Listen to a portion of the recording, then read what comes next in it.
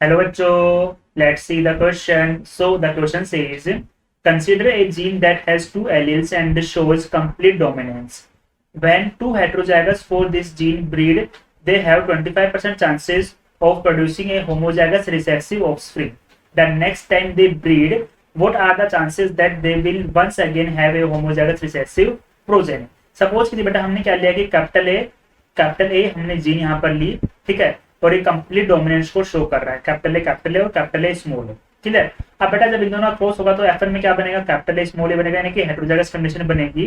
फिर बोला कि when two heterozygous for this gene breed, अब इसके हेटेरोजाइगस में बेटा हमने क्या करवाया, ब्रीड करवाया, तो देखिए क्या कंडीशन बनेगी, इसके रिजल्टेंट हमारे पास बनेगा capital A capital A, capital A small a, capital A small a and small a small a, ठीक है। फिर बोला कि इसमें जो होमोजाइगस रिसेसिव बेटा कितना बन रहा है, 25%। बिल्कुल सी बात है बेटा कि इसमें होमोजाइगस रिसेसिव बन रहा है 1 आउट ऑफ 4।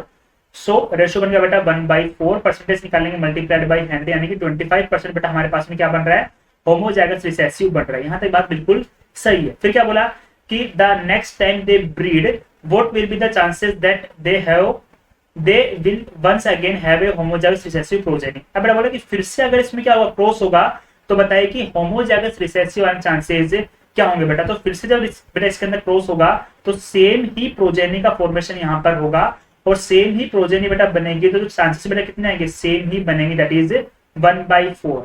जो होमोजाइगस रिसेसिव बनेगा बेटा वो कितना बनेगा, 1 बनेगा आउट ऑफ 4 बेटा, क्योंकि सेम टाइप के गैमेट्स बनेंगे, सेम टाइप का क्रॉस होगा और सेम टाइप की ऑफस्प्रिंग का फॉर्मेशन किया जाएगा। इसलिए बेटा जो होमोजाइगस रिसेसिव बनेंगे दैट इज 1/4, यानी कि बेटा 25% चांसेस रहेंगे नेक्स्ट टाइम भी homozygous recessive progeny appear होने के लिए, clear. So according to this our correct answer will be option B. Best of luck.